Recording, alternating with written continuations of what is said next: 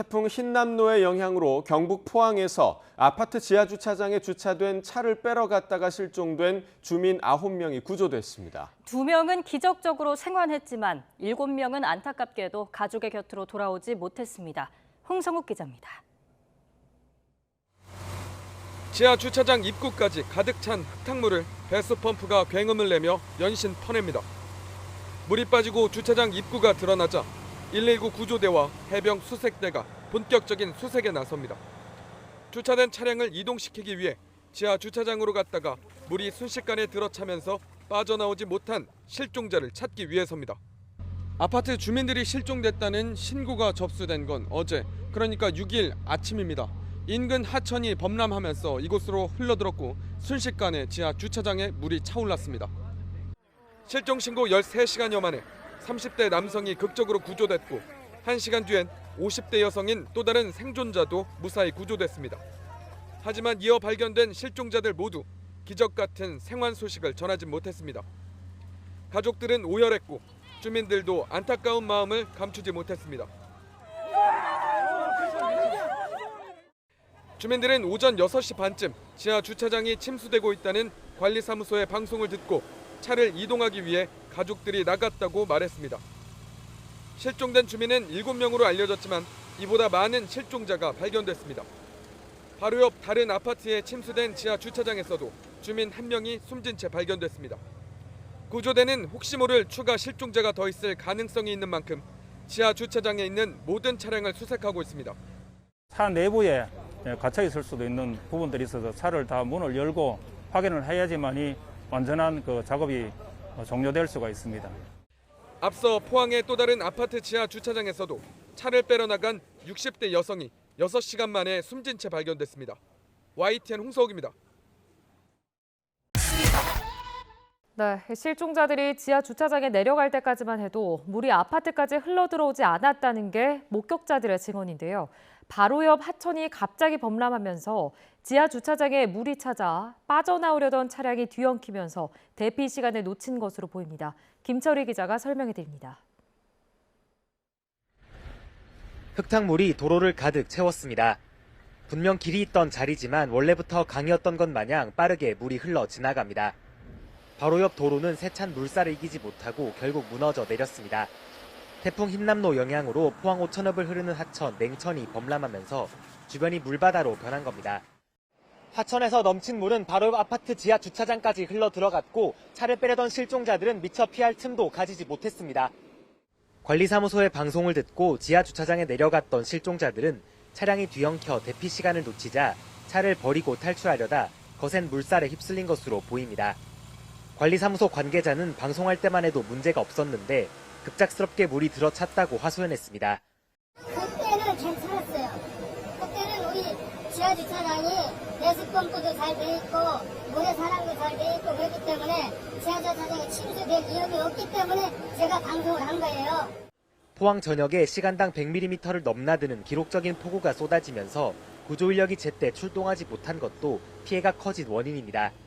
남구 전역에 기록적인 폭우로 출동로가 차단되었으며 동시다발적인 인명구조 활동으로 가용 인력이 부족해 구조에 어려움이 있었습니다. 이와 함께 구조상 큰 비에 취약한 지하 주차장에 미리 물막이판을 설치하는 등 노력이 필요했다는 지적도 나옵니다. YTN 김철입니다.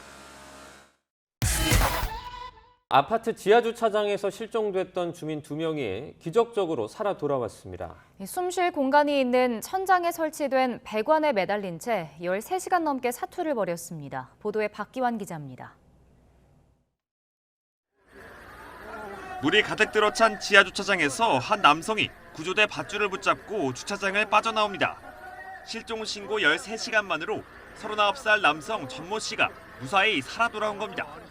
지친 표정에도 자신의 두 발로 걸어 나오는 전 씨의 모습에 지켜보던 주민들은 환호를 보냈습니다.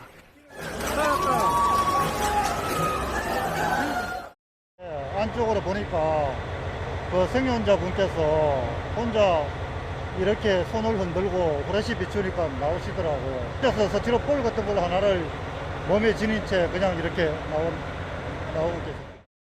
1시간 반쯤 뒤 또다시 기적이 일어났습니다. 실종됐던 51살 여성 김모 씨가 전 씨에 이어 침수된 지하주차장에서 구조됐습니다. 14시간 동안 물속에서 버텼던 만큼 저체온증이 왔지만 의식은 명료했습니다. 비슷한 시각 인근 아파트 지하주차장 상황이 찍힌 영상을 보면 무섭게 밀려 들어오는 물길에 어찌할 줄 몰라 하는 주민들의 모습이 그대로 드러납니다. 이때 미처 빠져나가지 못한 두 사람을 살린 건 천장에 설치된 배관이었습니다. 전 씨는 지하주차장 입구 근처에서 배관을 붙잡은 채 버텼고 김 씨는 아예 배관 위로 몸을 얹고 13시간 넘게 구조를 기다린 것으로 파악됐습니다. 해당 아파트 주민은 지하주차장 천장에 움푹 파인 구조가 에어포켓 역할을 해 배관 위에서는 호흡할 수 있었을 거라고 말합니다. 그렇죠. 거기 말고는 에어포켓이 있을 만한 공간이 없거든요. 천장이 평평한 구조 같으면은 그런 게 없을 건데 이 구조물처럼 튀어나와 있어가지고 그 사이사이에 뭐 차를 밟고 올라가거나 배관을 잡고 올라가거나 그렇게 있지 않았을까 싶습니다. 침수된 주차장에서 기적적으로 생還한 전 씨는 오직 가족들을 다시 보겠다는 일념으로 오랜 시간을 버텼다고 전했습니다. YTN 박견입니다. 태풍 흰남노가 지나간 자리는 적잖은 피해를 남겼습니다. 추석을 앞두고 완벽한 복구와 피해 수습이라는 과제가 남아있는데요. 광주대 방재안전학과 송창영 교수와 함께 자세한 얘기 나눠보겠습니다. 교수님 나와 계십니까? 네, 안녕하십니까? 예, 연결 감사하고요.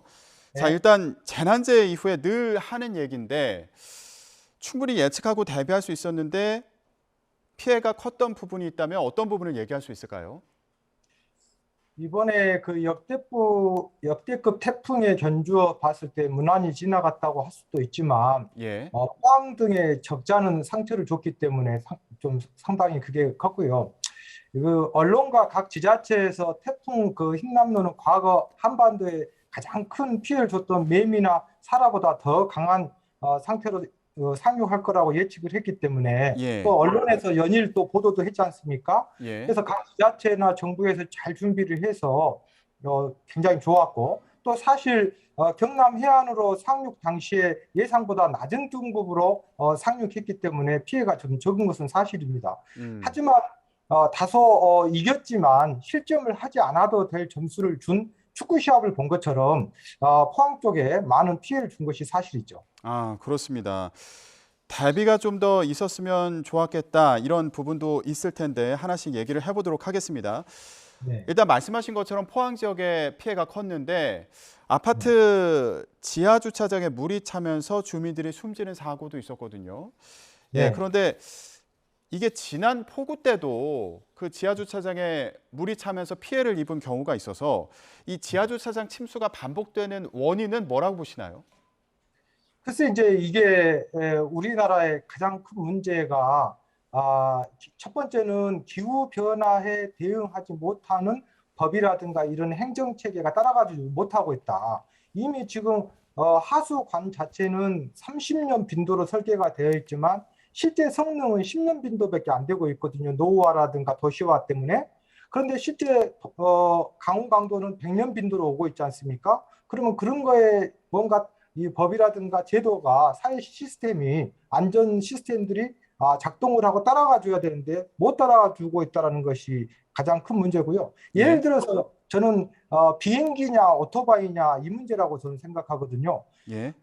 비행기의 재난 사고가 클 거라고 생각하고 비행기에 관련된 법 제도나 안전 매뉴얼은 잘 정비되어 있지만 중국집 오토바이 사고가 사실은 규모는 작지만 많이 나거든요. 그러면 그러한 소규모에도 충분하게 대비를 해줘야 되는데 예. 이번에 강남도 그렇고 이번에 포항 침수도 그렇고 우리가 사실은 그 지하 주차장의 침수는 도시의 고지대나 저지대의 문제가 아니거든요. 무조건 어느 곳이든지 폭우가 오면 침수가 될 수 있는 거 아니겠습니까? 그런데 그 차수판 설치하는데 큰 비용이 아니기 때문에 재밌는 것은 50층 이상인 우리가 초고층 및 지하 연계 건물에 관한 특별법에 의해서 굉장히 큰 건물들은 그런 침수나 화재나 피난에 대응하기 위해서 사전 재난 심의를 해가지고 완벽하게 갖추는 거에 비하면 소규모 건물은 침수가 안 되는 건 아니지 않습니까? 그럼에도 불구하고 그런 법에 사각지대가 있다는 거 우리가 한번 고민해 볼 필요가 있을 것 같습니다. 예. 그러니까 차수판 설치나 그리고 배수 펌프 같은 이런 시설 규정을 강화해야 된다 이런 말씀이신 거잖아요. 당연하죠. 그러니까 옛날에는 이런 일이 없었잖아요. 그러면 지금 현재는 이러한 그 불확실성에 기인한 대형 재난들이 더 많은 큰 빈도로 더 자주 발생하고 있기 때문에 우리 사회 안전 시스템이 빨리 따라가 줘야 되는 거고, 이번에 차수판 같은 경우는 그 비용이 많이 들지 않지 않습니까? 이런 부분에 대해서 우리가 한번 좀 고민해 봐야 될 것 같습니다. 예. 자, 그러면요. 이게 지하주차장 침수 피해가 잇따르고 있으니까요. 만약에 네. 침수가 예상되는 상황에서 지하주차장에 이제 차가 있는 경우에 어떻게 해야 될지, 아니면 차를 빼려고 이제 지하주차장으로 갔는데 물이 차기 시작한다. 이런 경우에 어떻게 대처를 하면 좋을까요? 글쎄, 이제 이거는 유리잔이 깨지고 나서 수습을 하는 것보다 깨지기 전에 깨지지 않도록 하는 것이 중요한 거죠. 예. 지하 주차장의 경우 한 번 침수가 되면 굉장히 대피하기가 어렵습니다. 왜냐하면 지하 침수 시에 유속이 굉장히 이제 빨라지지 않습니까? 예. 그리고 지하 주차장이, 왜냐하면 물은 항상 높은 곳에서 낮은 곳으로 흐르니까. 그리고 만약에 여러 차가 이제 빠져나오려고 하다 보면 아무래도 그 안에서 정체가 일어날 거고, 또 제일 큰 문제는 자동차 타이어의 3분의 2 이상이 잠기기 시작하면 여러 가지 오작동으로 인해서 시동이 꺼질 수도 있거든요. 그러면 굉장히 엄중한 상황이 되기 때문에 예. 입주민 여러분들께서는, 물론 이제 이런 것들이 이제 반복된 재난을 이번에 우리가 학습을 했기 때문에 그렇겠지만, 우리가 일반적으로 대학에서 강의할 때 30cm 이상의 지하 주차장이라든가 지하실에 침수가 되면 빨리 최대한 빨리 벗어나라 이렇게 강의를 하고 있습니다만은, 실제로 이런 자동차를 놔두고 나오기는 사실은 굉장히 여러 가지 고민이 될 수도 있습니다. 그러나 생명보다 더 소중한 것은 없기 때문에 이렇게 관계자도 빨리 들어가지 못하도록 하셔야 되겠고, 입주민 여러분들께서도 빨리 판단을 해 주셔야 될 것 같습니다. 예. 자, 이번에 2명의 주민이 생환했는데 이분들 같은 경우에 천장에 설치된 배관을 잡고 버텼다고 하더라고요. 이 얘기는 어떻게 들으셨어요?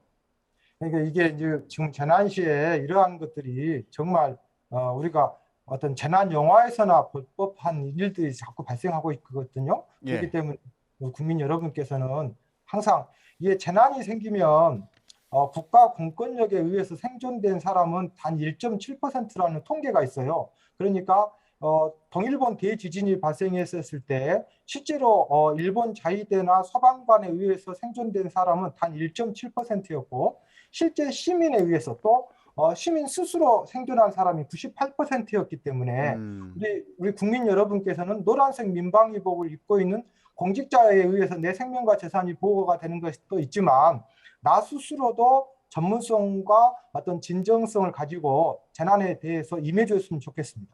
예. 자, 그 전에 이제 다시는 이런 일이 없도록 또 아까 말씀하신 것처럼 그 예방책 마련이 중요해 보이고요. 여기에 또 어제 그 논란이 됐던 장면이 있습니다. 한 그 풀빌라 건물이요, 주저앉은 장면이 충격을 주기도 했는데, 교수님, 이런 일은 어떻게 일어나는 겁니까? 이게 이제 사실은 정확한 조사를 해봐야 맞겠지만, 제 경험상으로 봤었을 때는 사실은 일어나지 않았어야 될 일인데, 건물의 형태를 그대로 유지한 채 저렇게 내려앉았다는 거 아닙니까? 이거는 어떤 건축 구조물의 문제가 아니라 기초 구조에 심각한 오류가 있었다는 것을 얘기하는 거거든요. 폭우로 인해서 집안이 연약해질 확률이 높은 하천 바로 옆에 저런 건물을 지을 때에는 이렇게 심하게 튼튼하게 지어도 되나 싶을 정도로 해도 불안한 상태인데, 저는 관련된 이 기관들이 적법한 구조 설계를 했는지 혹은 적법하게 시공을 했는지 우리가 확인해 볼 필요가 있을 것 같고요. 우리가 바닷가나 하천 가까이에 멋진 경관을 가까이 하고 싶고 또 보고 싶어서 건물을 가까이 짓지만 그만큼 안전에 주의를 해야 되거든요. 특히 이 평상시 때는 별 문제가 안 되지만 이런 태풍이라든가 대형 폭우라든가 이런 재난 시에는 더 큰 재난으로 돌아오기 때문에 더 조심을 해야 될 것 같습니다. 예, 일단 이 빌라 측에서는 부실 공사가 아니고, 그리고 물이 넘쳐서 위쪽 도로와 제반 시설들이 무너지면서 토사와 나무들이 떠밀려와서 집안을 침식시켰기 때문이다, 이렇게 얘기를 하고 있는 그런 상황인데요. 자, 교수님, 그렇다면 이런 상황을 막기 위해서 특별히 신경 써야 될 부분이 있다면 뭐가 있을까요? 자꾸 얘기하지만 우리가 지금 점점 기후 온난화 때문에 기상 이변이 즉 강우 강도라든가 이 재난 강도가 점점 더 시리어스해지고 더 심각해지고 더 빈번해지고 있지 않습니까? 네. 그러면 관련된 법과 기준들이 더 과거의 강풍의 기준이 예를 들어서 40m/s였는데 지금은 60m/s가 자주 온다? 그러면 거기에 맞게 법 개정이 되어줘야 되고 또 관련된 행정이 따라줘야 되는데 과거에 이런 일이 한 번도 발생 안 했다라고 우리가 그냥 스스로 자유할 것이 아니라 저는 더 뭔가 도전적이고 공적으로 지금 세상이 자연 재난이 점점 더 이렇게 변화하고 있는데 우리가 재난 행정이 따라주지 못하고 있다는 것이 제일 큰 재난인 것 같습니다. 알겠습니다. 자, 교수님. 네. 이런 상황에서요. 포스코 포항제철소에서도 침수와 화재가 동시에 발생을 했습니다. 물론 화재 원인은 아직 파악하고 있는 상황인데 교수님 보실 때는 어떤 배경이 있을 거라고 좀 추정할 수 있을까요?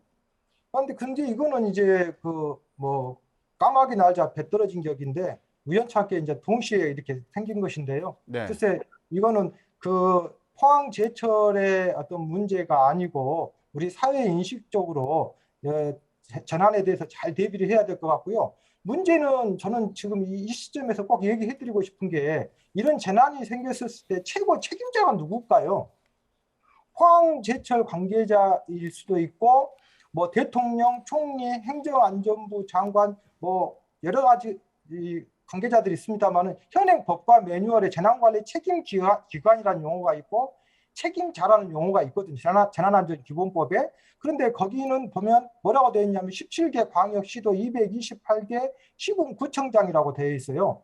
1592년도에 임진왜란이 일어났을 때 당시 왕인 선조가 대응한 것이 아니라 적의 전술과 울돌목 특징을 잘 알고 있는 현장 지휘관인 이순신 장군에 의해서 대응된 거지 않습니까? 그러면 현장 지휘관인 전 세계 글로벌 스탠다드가 이런 시군구청장한테 그러한 책임과 권한을 주고 돼 있고 이러한 화재라든가 침수라든가 재난에 대해서 이분들이 평상시대 예방, 대비, 대응, 복구할 수 있는 모든 역량을 주고 책임과 권한을 줬지 않습니까? 자, 그런데 이분들이 지금 시군구청장 이분들이 기관장들, 책임자들이 재난관리 책임자들이 임무와 역할, 재난안전에 대한 전문성, 역량이 있느냐?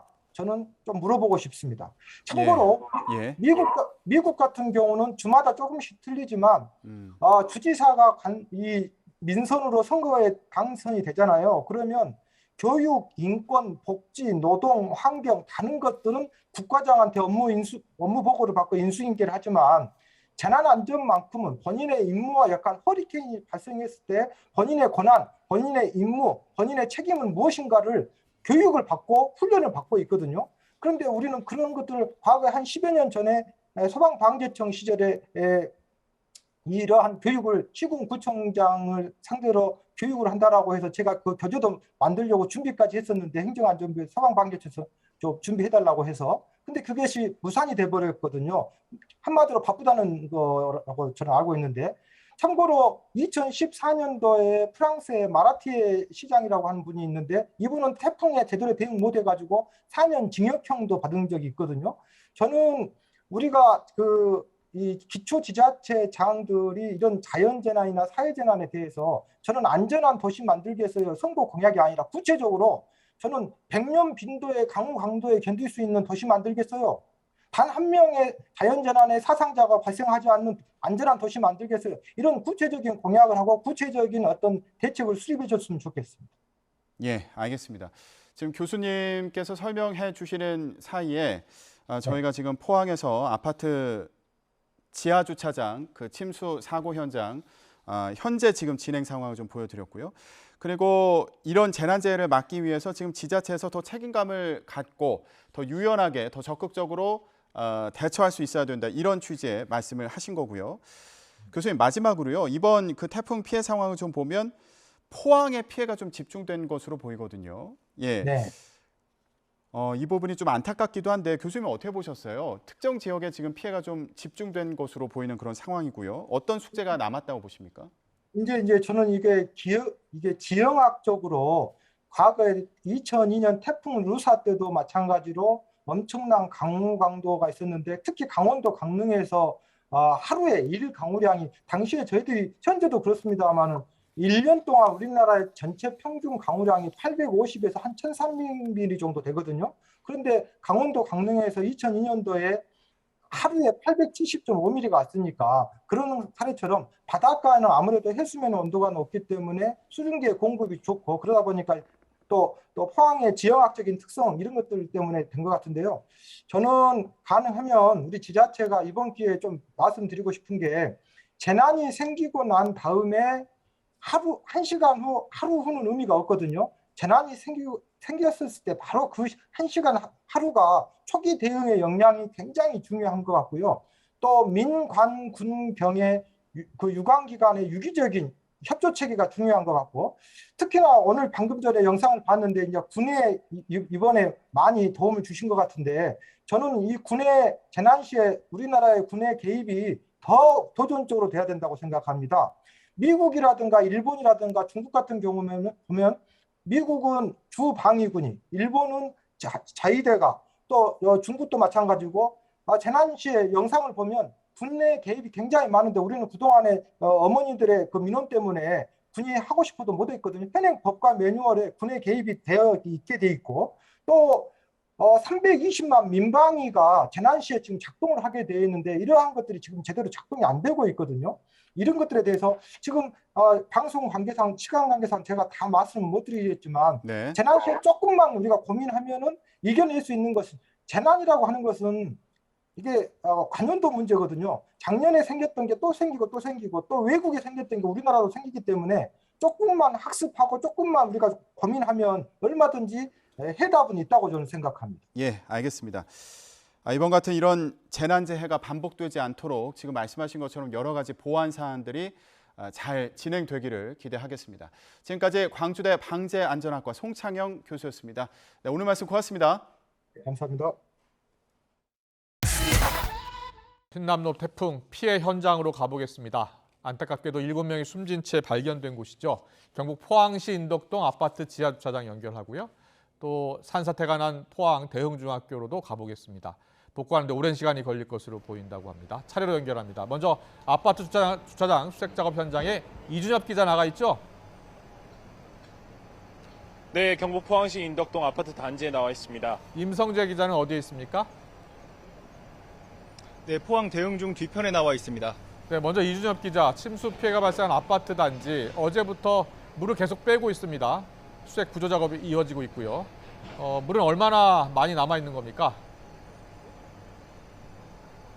네, 일단 제 뒤에 있는 저런 배수 장비 14대가 지하주차장에서 물을 계속 뽑아내고 있습니다.